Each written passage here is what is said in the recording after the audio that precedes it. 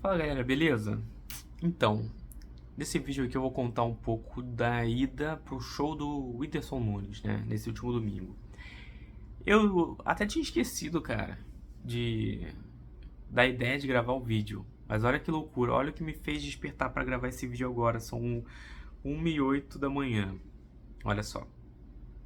Eu tava na internet pesquisando, enfim, aleatoriedade, na verdade, né?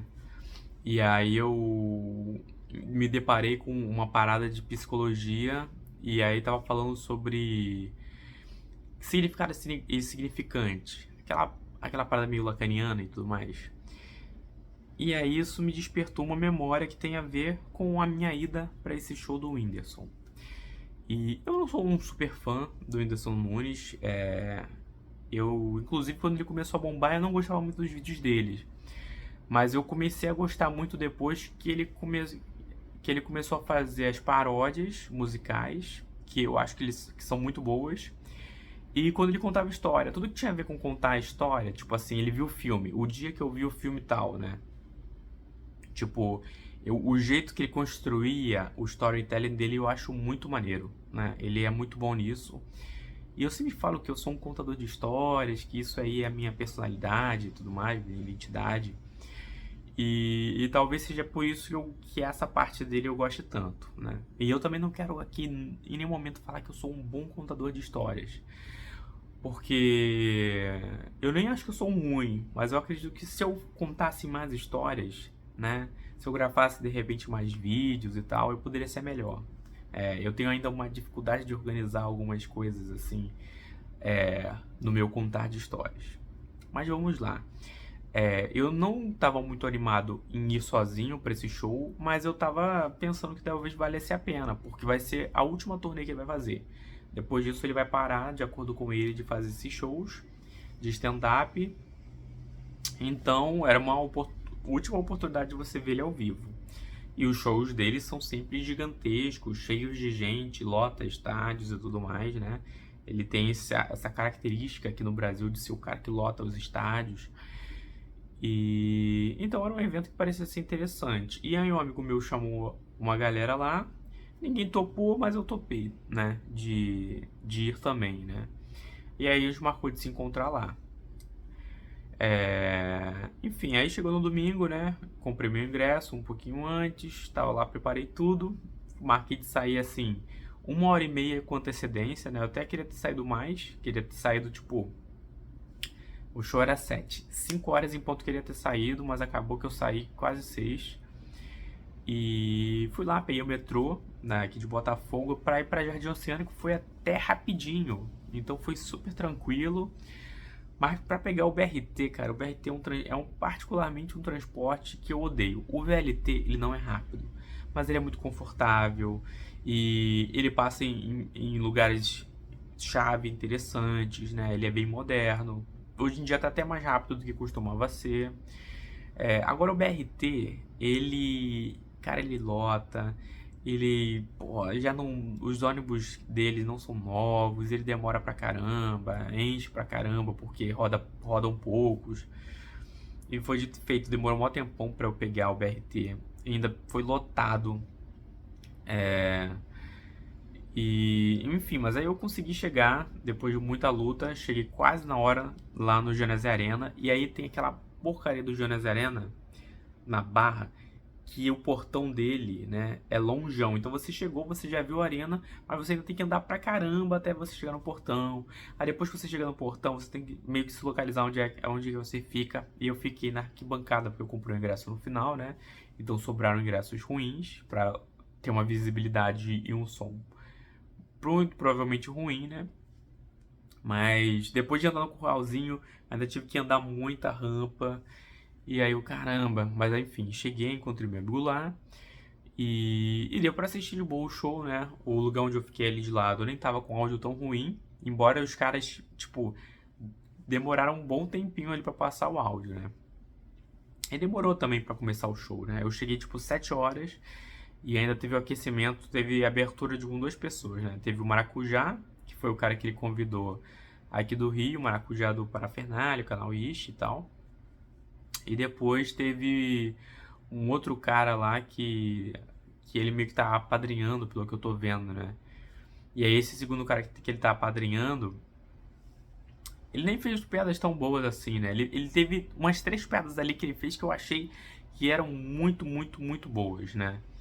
O que me surpreendeu, porque ele tava num nívelzinho de piadas muito lugar comum de São Paulo, sabe? Um cara que era do Nordeste e que... de Teresina também, eu acho. E aí ele foi pra São Paulo ali, morar junto com o Whindersson por um tempinho. E aí ele contou muita coisa de São Paulo. Tipo, São Paulo é frio, São Paulo o metrô é cheio, São Paulo tem assaltos, perigoso, né? E aí, enfim, ele forçou umas barras também, tipo assim, ele contou a história de um amigo dele que foi pra festa. Não tô falando que não acontece aqui, não. Mas ele deu, tipo, como se o amigo dele fosse um mega drogado, né? Então, tipo, ele tá falando com o amigo dele como que quem não quer nada, de repente o cara, eu vou ali nevar no banheiro. Entendeu? Tipo assim, o maluco vai lá, pô, cheirar cocaína pra caramba. E aí a festa parecia, tipo assim, sei lá, o Woodstock na mente do cara, né? E embora eu saiba que isso acontece, do jeito que ele contou ali, parecia, tipo, claro que existe o exagero do comediante, mas ele exagerou no jeito que eu falei, pô, tá bom, cara. Então, de repente, veio usar uma Bin Laden e eu tirei todo mundo. Mas ele contou umas 3 piadas boas e... Enfim, ele também não podia ser a cereja do bolo porque era a parada do Whindersson. E o nome desse show do Whindersson é Não É Um Culto, né? Isso não é um culto. E ele falou isso porque tinha uma vibe muito parecendo esses cultos mesmo, sabe? De estilo Bola de Neve, sei lá. Tinha um cara ali fazendo uns pads e tal no teclado, na guitarra, fazendo aquele fundinho. E ele ia contando uma história, né? Então não era só piadocas soltas e tudo mais, não. Ele meio que construiu uma historiazinha, atrelou, falou muitas coisas sobre, por exemplo, ele falou sobre meio ambiente, sobre espécie ameaçada de extinção, ele meio que falou sobre um apocalipse acontecendo, ele falou sobre saneamento básico, e isso contando piadinhas, né, no meio disso. Mas foi até bem mais sério do que um stand-up normal você esperaria. E ele tem uma presença de palco absurda, né? Eu acho que todos esses anos fazendo shows lotados dá muita confiança pra ele como humorista. Então, tipo assim, ele mandou muito bem ali, as coisas não aconteciam e ele brincava, o som que eu falei, né, demorou um pouco pra ficar ajustado. Ele brincou pra caramba com isso, né? Deu umas rodadinhas de vez em quando. E esse ouvido de ficar prestando atenção no som, né? É complexo, né? E ele dá umas reclamadinhas assim nos caras. Mas realmente é muito complicado, né? Mas ele também não ajudava os caras, porque, tipo assim, ele se movimentava pra caramba no palco. A frente dele era toda de retorno, né? Porque ele canta no meio do show, e isso, inclusive, é um ponto bem alto. Então, realmente era difícil dos caras manterem um áudio ali bom, principalmente com aquela acústica muito ruim, né? Da meia arena. Mas deu tudo certo no show e teve a parte musical, cara, que foi muito maneiro. Então ele pedia pra plateia, né, fazer uma espécie de coral e tudo mais. E é claro que é difícil, então ele brincava, zoava, falando que a gente era ruim, falando que a gente era bom e tudo mais. E lançava um autotune na voz, assim, pra ficar aquela coisa bem, bem pop, forte, né? O maluco colocava um backtracking e tocava por cima, né? O instrumentista dele. E aí ficava com um grave fortão, ele cantando uma música muito baseada. Ele cantou umas paródias ali, né? Do The Weeknd e de Halo lá da Beyoncé. E no final de tudo, ele fez uma surpresa, né? Ele levou um coral da galera da Rocinha, né? E aí a galera do coral ali fez as divisões de vozes, né? Eles devem ter ensaiado, é claro que um pouquinho antes. Então ficou maneiro. A última música dele, que era uma música bem, bem, bem simples e tal, mas muito maneiro pra galera do coral ali fazer, ensaiar e cantar. E aí, pô, encheu pra caramba o clima, né? Ali do show da arena. A galera do celular, eu nunca tinha visto isso, porque no estádio de futebol, o pessoal acende as lanternas do celular e aí fica tudo iluminado, só que o estádio está com uma iluminação absurda. Então você vê aqueles pontos de luz. Mas ali na arena tava tudo escuro. E aí quando a galera ligou a luz do celular, todo mundo naquele estádio, naquela meia arena ali, lotada, iluminou o estádio inteiro. E isso me deixou muito intrigado, né? É uma sensação muito difícil de De você falar, caraca, esse montão de luzinhas LED de celular, né? Porque essas luzes de celular, esses LEDs são fortes, né? A gente sabe que, pô, quando acaba a luz, você coloca ele e ilumina um ambiente quase que inteiro, né? Hoje em dia esses LEDs melhoraram a potência dele pra caramba. E agora você pega um montão desses LEDs todos ali focados ali em cima da pista. A pista que estava ali embaixo da arena praticamente ficou totalmente iluminada pelos esses pontinhos de luz, né? Então eu realmente fiquei muito impressionado. O tanto que ele mesmo no início do show ele falava pra galera desligar o flash do celular e quem tirar a foto para tirar a função automática do flash aí e tudo mais, justamente para criar aquele clima escuro e quando todo mundo acende as luzes do celular ilumina completamente o estádio. Então foi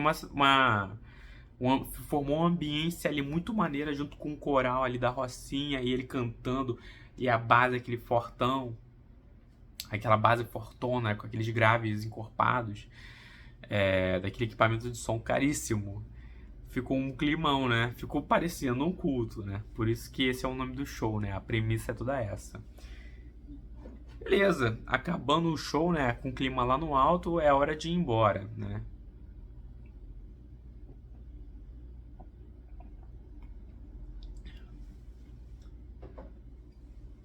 Beleza, hora de ir embora. E a Barra fica longe de tudo, né? Então não importa se você mora na Baixada, que nem esse meu amigo, que mora em São João de Meriti. Não importa se você mora em Botafogo, que nem eu. A Barra continua sendo longe pra ambos nós dois, né? Então a gente ficou pensando, pô, se a gente pegasse, por exemplo, fosse a pé e pegasse o BRT, seria bem mais fácil do que pegar um Uber, né? Com aquele, né, aquele estádio lotado se esvaziando ali, né? Tinha um monte de táxi e o Uber estaria caríssimo de qualquer jeito, né?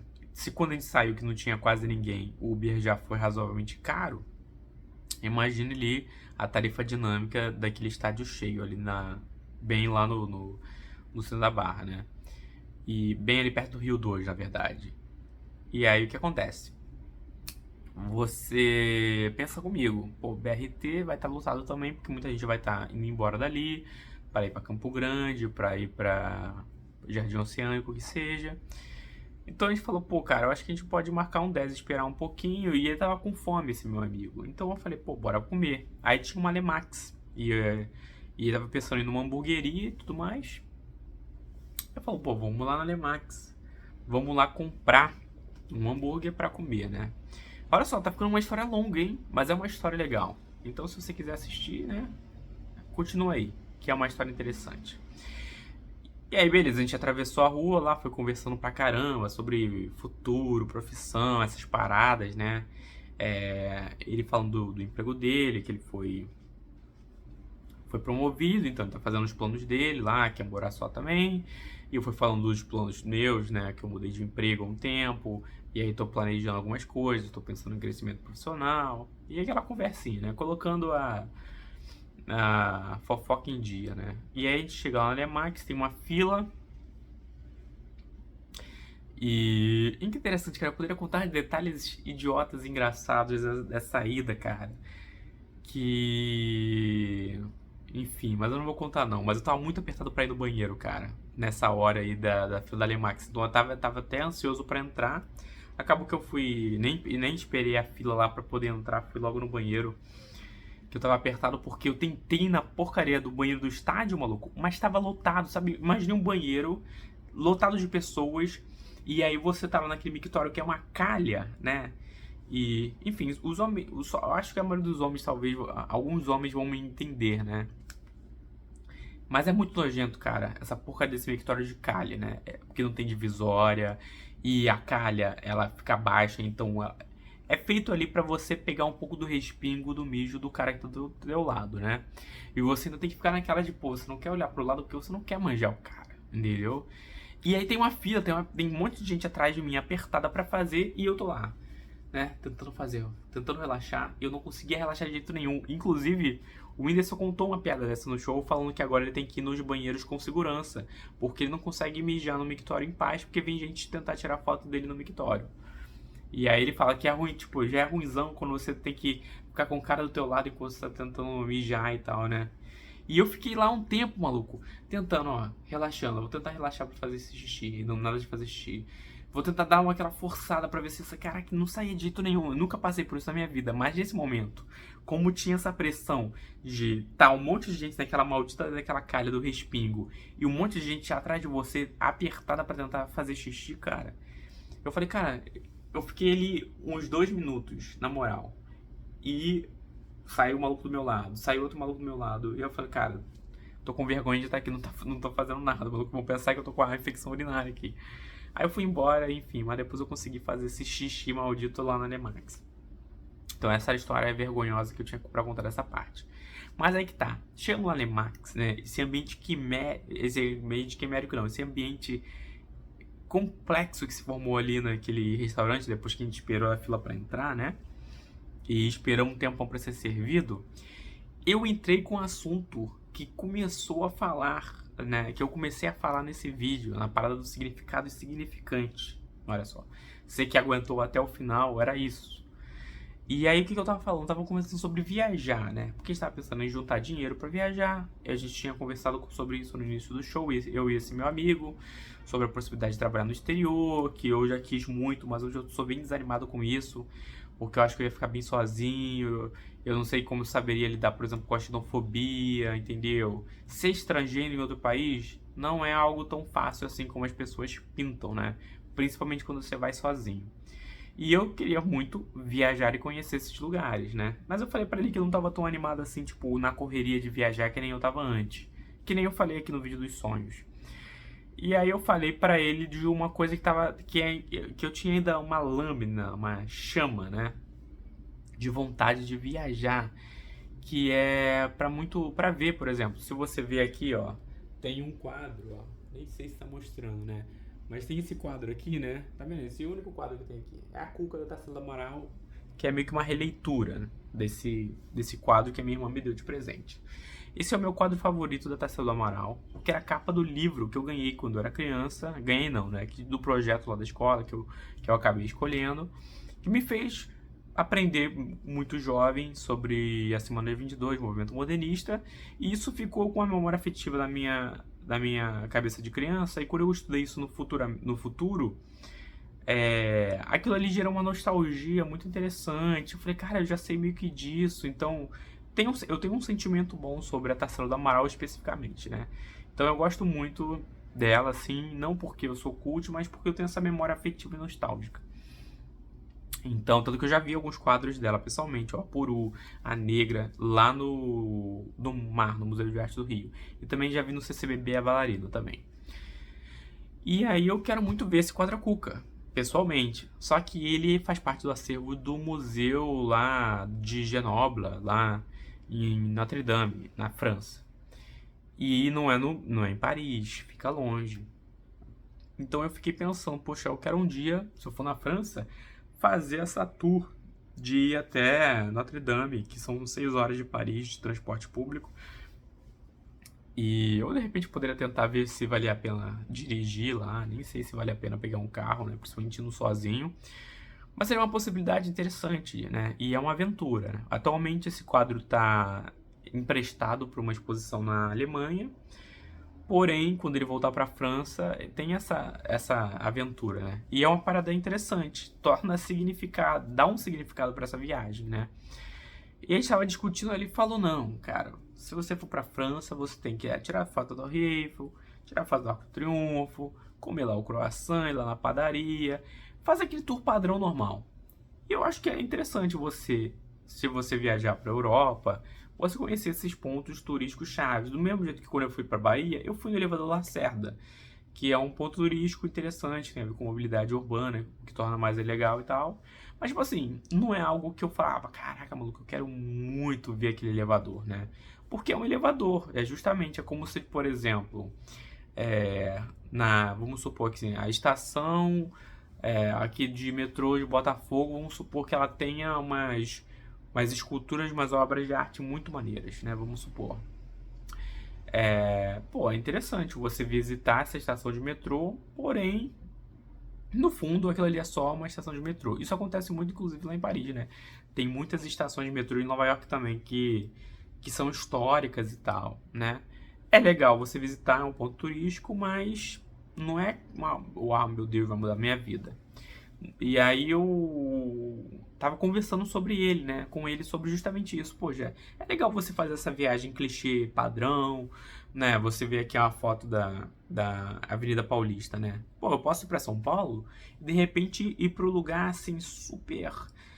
Que ninguém vai, que não é turístico, mas que tem toda uma história interessante pra galera que é local lá de São Paulo, por exemplo. Mas é interessante também você fazer a sua foto padrão, clichê, na Avenida Paulista, né? É um lugar que você tem que ir também. E aí eu cheguei na conclusão pra ele, cara, que, por exemplo, o que torna uma viagem especial não é você tirar foto lá na Torre Eiffel, né? Porque essa foto da Torre Eiffel, né? Você pode fazer uma montagem, sabe? Qual a diferença da, de eu fazer uma montagem e colocar a Torre Eiffel no meu fundo, fazer uma mega montagem perfeita e de eu tirar uma foto lá e postar, né? Pra quem tá vendo, não vai fazer diferença nenhuma. Faz diferença pra você, por quê? Porque a sua experiência de ter ido lá é algo que você não consegue tirar uma foto, né? Então, eu falei pra ele, né? Falei, cara, quando eu viajo, né? E quando eu vou viajar, eu procuro, né? Viver nessa viagem momentos que, que são coisas que você não consegue tirar foto, sabe? Então, por exemplo, olhar a Torre Eiffel é tirar foto da Torre Eiffel. Agora, a história que você constrói lá, né? As coisas que você vai ver na cidade, que você não consegue traduzir com uma foto, sabe? A beleza de um ambiente, você consegue traduzir um pouco a foto, mas tem coisas que estão ali naquele ambiente, daquela sua experiência viajando, que você não consegue traduzir apenas com uma imagem estática, né? Você só vai conseguir contando essa história para alguém, de repente escrevendo um poema com 1000 subjetividades, para tentar passar um pouco da ideia que você teve ao estar lá, né? Então eu acho que isso é uma parada muito interessante. Quando eu fui para Brasília, que é um lugar que não é o pico turístico brasileiro, né? Na verdade, as pessoas até odeiam o fato de Brasília estar tão inacessível, né? Comparado a outros pontos turísticos que a gente tem aqui no Brasil. E inacessível entre aspas, né? Porque se você for parar pra pensar, na média, ela é o lugar mais acessível porque ela tá no meio do Brasil. Mas em geral ela tá fora de muitos eixos, né? Justamente por estar no centro do Brasil.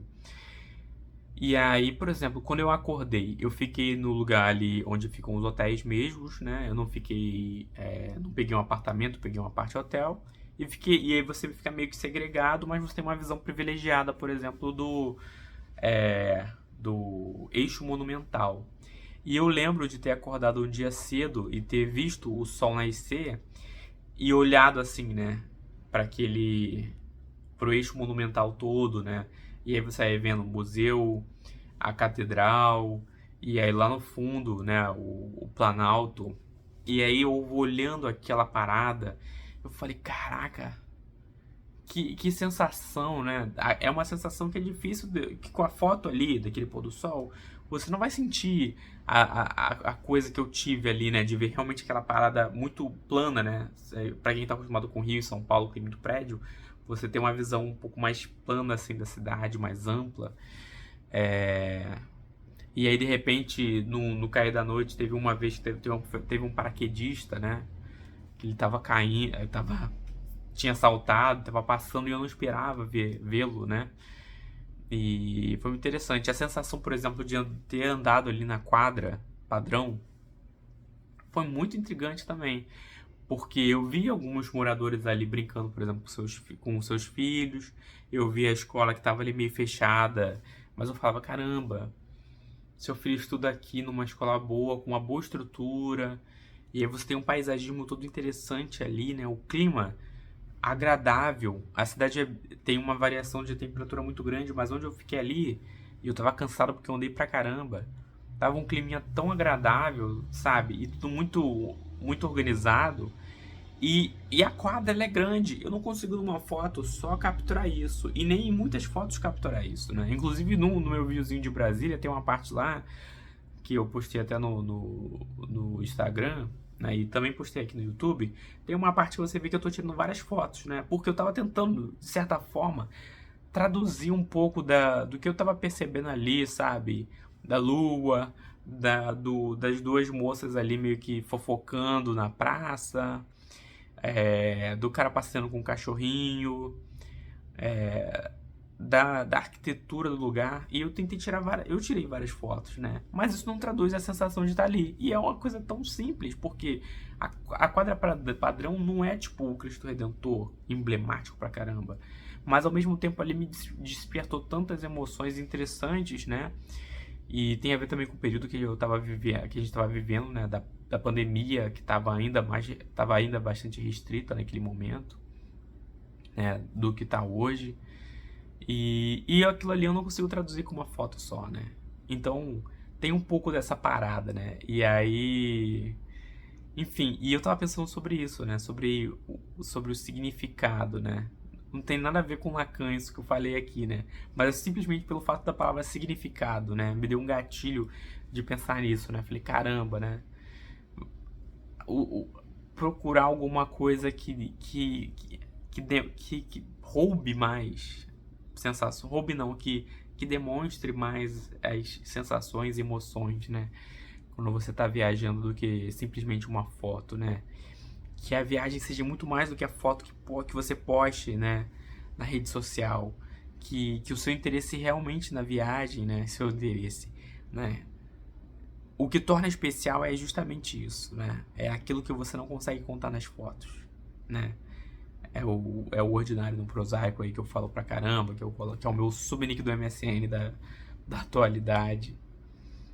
E é isso, cara. Então no final na hamburgueria, né?